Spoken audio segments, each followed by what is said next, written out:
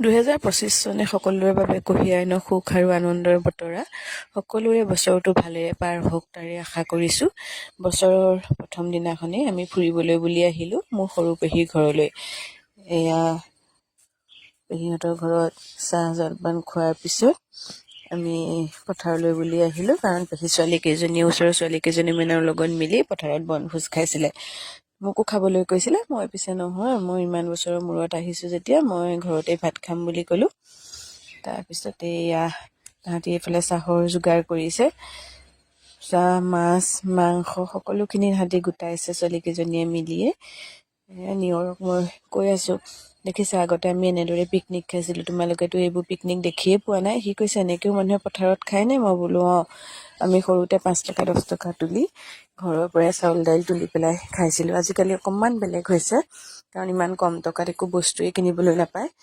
এয়া তাত বুজাই মেলি হোৱাৰ পিছত মই তাহাঁতক খানা ওচৰলৈ আহিলোঁ। ইয়াৰ পেহী ছোৱালীজনীয়ে মাংস বনাই আছে।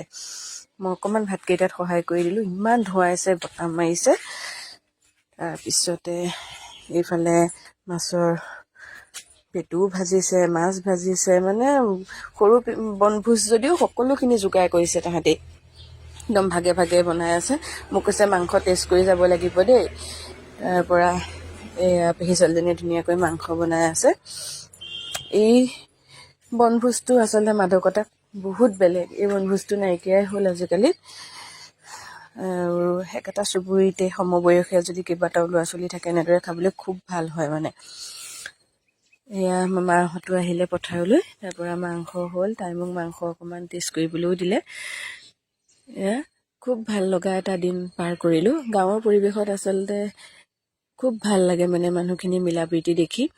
এয়া তাহাঁতি মোলৈ ভিডিঅ' দিছে ভাত খোৱাৰ। মই পেহীহঁতৰ ঘৰতেই ভাত খালোঁ।